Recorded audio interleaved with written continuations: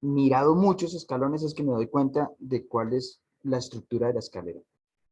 Eso tiene un argumento matemático, eso fue un teorema, el teorema de la incompletitud de Kurt Gödel en 1931. Fue el que dijo que ningún sistema de ideas tiene un verdadero primer piso.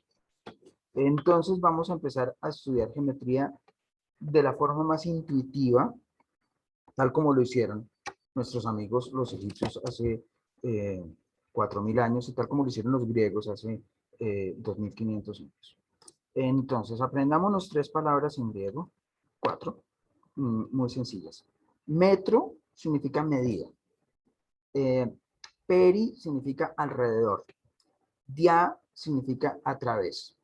Entonces, por ejemplo, betes es agua, diabetes es a través del agua, porque el paciente diabético va perdiendo sus proteínas a través de la orina. Diámetro es la medida del a través, o sea, el ancho. Entonces, acá estoy mostrando con mi cursor el diámetro de un círculo. Perímetro es la medida del borde, del alrededor. Entonces, mi camioncito está girando aquí alrededor, en el borde exterior del mismo círculo. ¿Sí fue claro? ¿Sí se vieron los dibujitos? Listos. Entonces, voy a hacer una pregunta que se han hecho todas las culturas, todas las civilizaciones. ¿Cuántas veces cabe el ancho de un círculo en el borde de un círculo? ¿Cuántas veces cabe el diámetro en el perímetro? ¿Qué creen? Y ahorita les digo qué creían los egipcios y qué creían los judíos que construyeron el templo de Salomón y qué creían los gringos de no sé cuál estado de Estados Unidos hace 150 años. 2. 2. Nicole propone que 2. Yo cojo este ancho, digamos que caminando desde acá hasta acá, tengo que dar 10 pasos. Entonces la pregunta es, ¿cuántos pasos tengo que dar si recorro todo el borde del círculo? En esta gráfica, bueno, no, en geometría, circunferencia es solamente el borde y círculo es todo. Entonces, el centro de una circunferencia no pertenece a la circunferencia, porque no está en el borde. Ok, entonces, ¿cuántas veces cabe el diámetro en la circunferencia? Nicole dice 2. ¿Alguien tiene otra propuesta? Como 2,5 por ahí. No sé. 2,5 por ahí. Listo. Desgraciadamente no soy tan hábil con internet como para mostrar una regla. Pero entonces, asuman que esto que estoy mostrando con el cursor, desde acá hasta acá, es como de caucho. Y entonces yo pongo curvo esa longitud, esa regla, la curvo, y la pongo aquí encima de este borde. Yo creo que llego como hasta aquí nomás. Sí, arrancando desde acá, el último extremo me queda como por aquí. Sí, a lo largo de este recorrido. Hago una segunda vez ese recorrido, o sea, mido mi circunferencia con mi metro una segunda vez y llego como hasta acá. Mido con mi metro mi circunferencia una tercera vez y llego como hasta acá. Y todavía me falta un pedacito. Entonces era 3 veces y pico. Exactamente 3, 14, 15, 9, 26, 53, 9, etc. Es un número irracional, entonces nunca voy a terminar de decir decimales. Supongo que están familiarizados con ese número. Aparece con mucha frecuencia en la naturaleza, aparece casi siempre en las cosas cíclicas que se repiten. Es el famosísimo pi. Se llama pi desde hace poquito. Se llama pi como un homenaje a la palabra perímetro de los griegos. Esta es la letra pi. Entonces, ¿cuántas veces cabe el diámetro en el perímetro? Pi veces. ¿Listos? Eso yo lo puedo expresar como una ecuación. Acá está. La longitud de una circunferencia, y en esto es un subíndice, o sea, no cualquier longitud, sino la de la circunferencia. La longitud de una circunferencia es, el símbolo igual, lo puedo cambiar por la palabra es pi veces el diámetro. Pero resulta que la distancia que hay desde el centro hasta la circunferencia la llamo radio.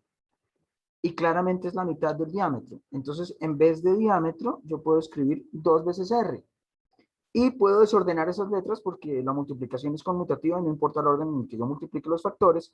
Y me quedó, la longitud de una circunferencia es 2pi por el radio. Y los estudiantes se aprenden de memoria esto, más o menos cuando tienen unos 10, 11 años de edad. ¿Vale? Bueno, creo que tenemos tiempo para chismear. Los egipcios, perdón,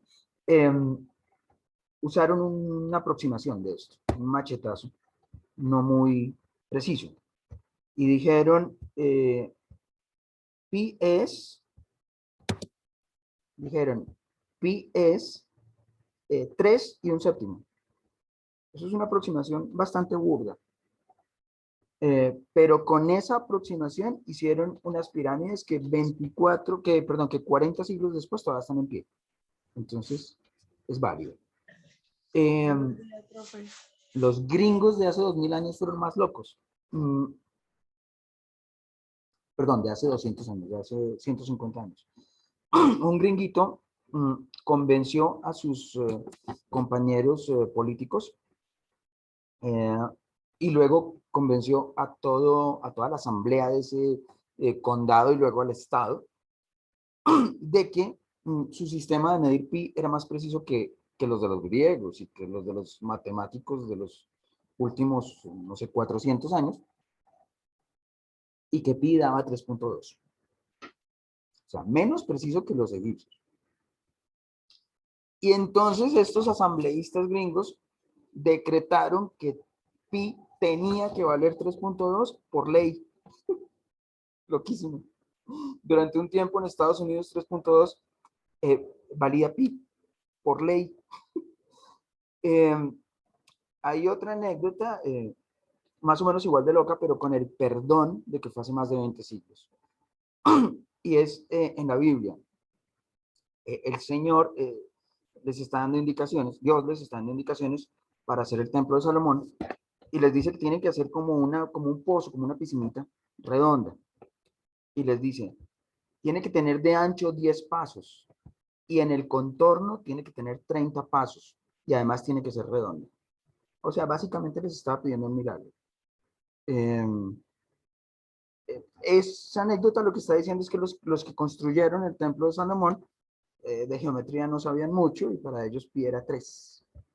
Bueno, miremos esta otra gráfica.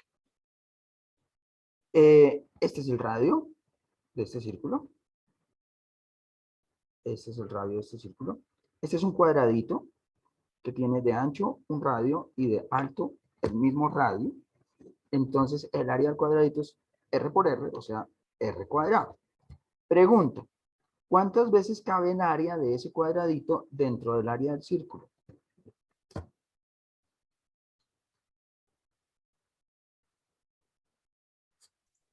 ¿4? 4. ¿Alguien tiene otra idea? Sí, no, menos de 4, 3 y algo. 3 y algo. Pillen, si yo pinto este cuadrado 4 veces, o sea, en este cuadrante, y luego en este cuadrante, y luego en este cuadrante, pues 4 veces ese cuadrado claramente es más grande que el círculo que me están pidiendo, porque me sobran las esquinas. Entonces es un número menor que 4. Es 3 y pico. Es exactamente pi, otra vez. Esto es fácil de demostrar, pero voy a asumir que no tenemos tiempo para eso. Entonces, el área de un círculo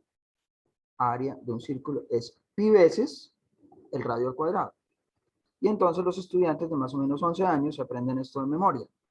Bien. El problema que cometen incluso muchos universitarios es usar esta ecuación cuando deben usar esta. O usar esta ecuación cuando deben usar esta. Apréndense las ambas. Pista. Si R está al cuadrado, es porque me están preguntando áreas. Si R está a la 1, es porque me están preguntando longitudes. Es muy diferente la longitud de una circunferencia, la medida de este borde, a el área. La cantidad de baldosas que tengo que usar para cubrir toda esta área. ¿Listos? Entonces, yo creo que ustedes se sabían estas ecuaciones fórmulas desde mucho, por lo menos hace 4 años, no sé. Bueno, aquí tengo un rectángulo y para todos nosotros es claro, es intuitivo que el área del rectángulo es base por altura. La altura la represento por H, con la letra H, no por la palabra gringa height, sino para distinguirla de la palabra apotema de los griegos. Entonces el área de este rectángulo es B por H, en base por altura. Listos. Dentro de ese rectángulo tengo un triángulo cuyos extremos están en el perímetro, en el borde. Es decir, el triángulo está inscrito dentro de ese rectángulo. El rectángulo está circunscrito respecto a ese triángulo, está circunscribiendo al triángulo. El triángulo está inscrito dentro del rectángulo. Listos. Cojan las tijeras y corten por esta línea. Y el triangulito chiquito de la esquina superior derecha, péguenlo en el lado izquierdo. Y lo que obtuvimos fue esta nueva figura que se llama paralelogramo. Se llama paralelogramo porque sus lados opuestos son paralelos. Pregunta, ¿el área del paralelogramo es la misma área que teníamos originalmente en el rectángulo o es diferente?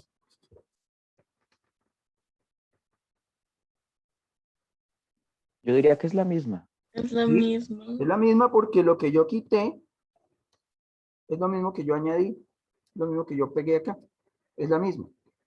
¿Listos? Y fíjense que la longitud de arriba, llamémosla base de arriba, es igual que la base de abajo, porque la distancia que yo quité aquí fue la misma que yo añadí aquí. ¿Sí es claro?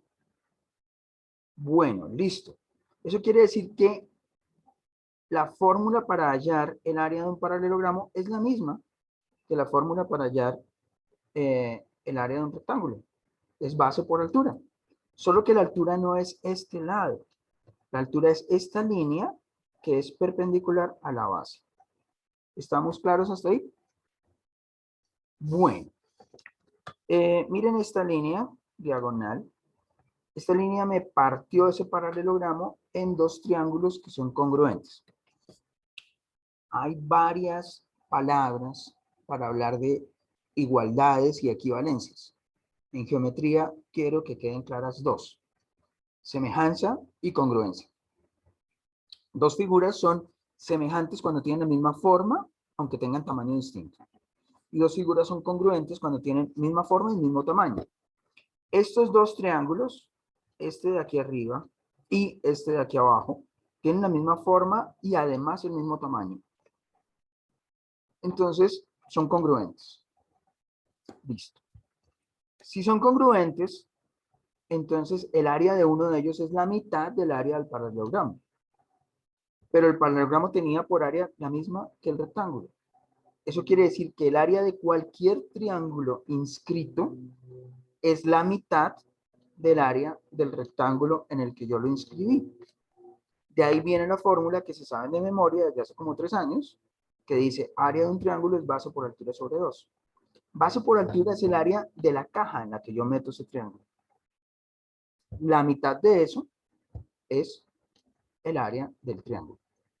¿Está claro de dónde viene entonces esta fórmula para el área del triángulo? Si estoy hablando en chino, pregúntenme con confianza. Entonces aquí dice área de un rectángulo base por altura. Área de un paralelogramo también base por altura. Bueno. ¿Quién más llegó por ahí? Melanie, que no ha prendido su cámara. Hola, profe, buenos días. ¿Cómo estás? ¿Alguien más está por ahí? Más o menos. Bueno. Necesito averiguar el área de un hexágono regular. Podría ser de un heptágono regular o de un eneágono regular. Si es hexágono es porque tiene 6 lados. Si es regular es porque sus ángulos y sus lados son iguales. Me queda fácil averiguar el área de este hexágono regular si yo lo parto en tajadas, iguales todas, donde cada tajada es un triangulito cuyo vértice está en el centro del hexágono regular original. A la altura de este triangulito lo llamo apotema y los simbolizo con A minúscula para distinguirla de la H de las alturas de cualquier otra cosa. Y al lado lo menciono, lo nombro con una L. El área de ese triangulito va a ser L por A sobre 2. No sé si eso se ve acá.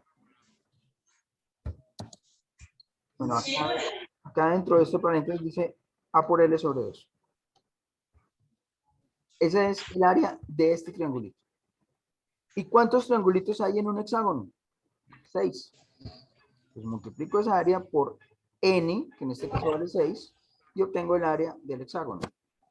Y esta fórmula me sirve para pentágonos, heptágonos, lo que sea. Si es un heptágono, entonces n valía 7. ¿Vale? Listo. Esta es la fórmula que yo utilizo para demostrar la fórmula del área de un círculo. El círculo lo asumo como un polígono de muchísimos lados. Cada triangulito de estos será muy flaco, tendrá un lado muy chiquito, y el apotema será igual al radio. Entonces, reemplazando en esas dos ecuaciones, me queda el área de un círculo. Era la demostración que yo les decía que no teníamos tiempo para hacer. Bueno, siguiente paso. Volumen de una caja. Esta caja, todos los ángulos son de 90 grados. Entonces se llama prisma rectangular. Claramente el área de la caja, el volumen de la caja es el área de la base multiplicado por la altura. Melanie, ¿estás ahí? Sí, señor. Vale. Vale. Es que te iba a sugerir que pusieras tu micrófono en mute, cosa que acabas de hacer. Listo. Entonces, estamos en el volumen de esta caja.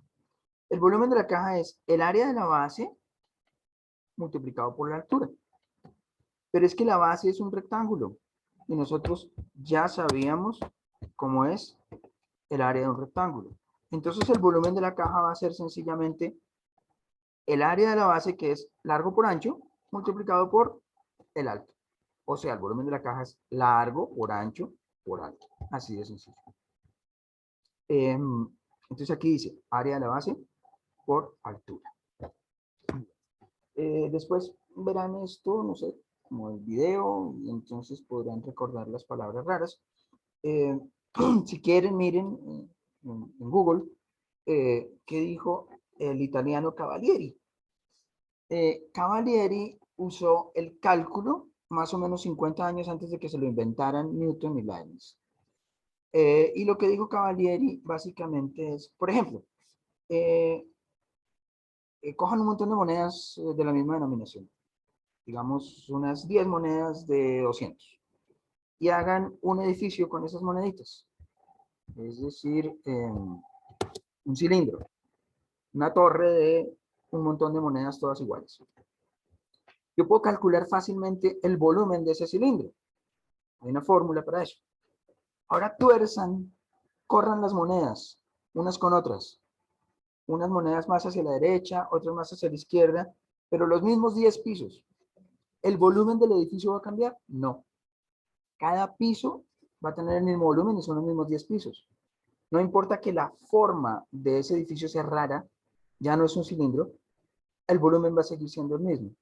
Entonces lo que dijo Cavalieri es que si yo hago cortes horizontales y en esos cortes las áreas son iguales, entonces los volúmenes también van a ser iguales. Perdón. Entonces, vamos a usar Cavalieri, el principio de Cavalieri, para hallar el volumen de un cilindro.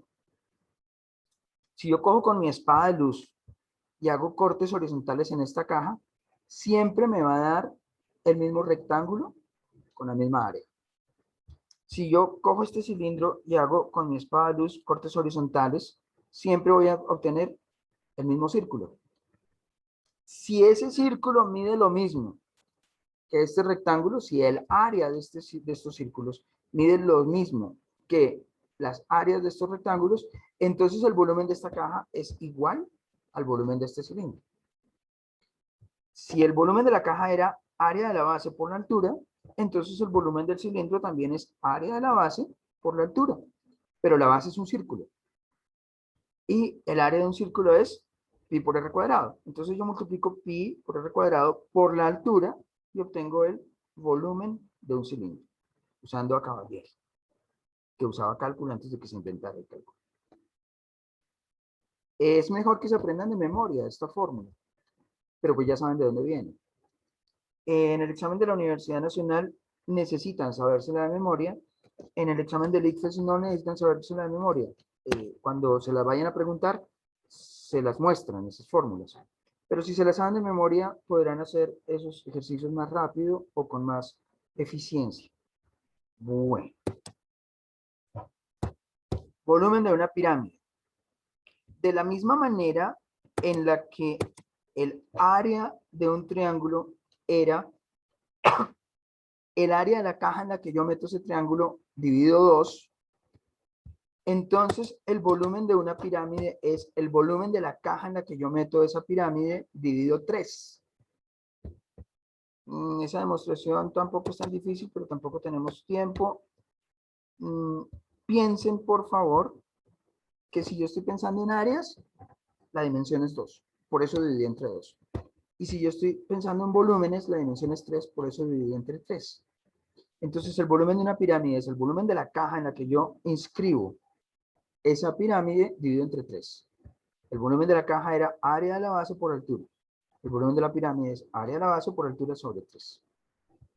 Usamos a Cavalieri y encontramos algo equivalente que es el volumen de un cono.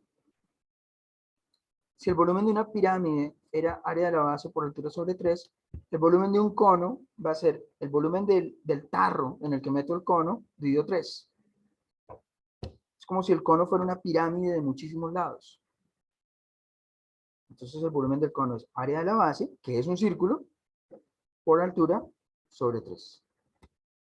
Bueno, para mirar el volumen de una esfera, para mostrar de dónde sale esta ecuación, necesito usar cálculo. Y ahí sí me demoro como media hora explicándolo. Entonces les pido que se lo aprendan de memoria. 4/3 de pi por r al cubo es el volumen de una esfera. También van a aparecer en el ICFES y en el examen de la Universidad Nacional el área superficial de una esfera. Pero si llega a aparecer un problema con el área superficial de una esfera, ellos tienen la cortesía de mostrarles la ecuación. Y entonces ya ustedes lo único que tienen que entrenar es cómo despejar variables en la ecuación y cómo trabajar con la ecuación. Pues no tienen que aprenderse la ecuación de memoria. Sin embargo, para el examen de la Universidad Nacional sí se tienen que saber de memoria el volumen de una esfera y se tiene que saber de memoria el volumen de un cono y de una pirámide y de un cilindro y de una caja. Ahí acabamos la geometría intuitiva, áreas y volúmenes.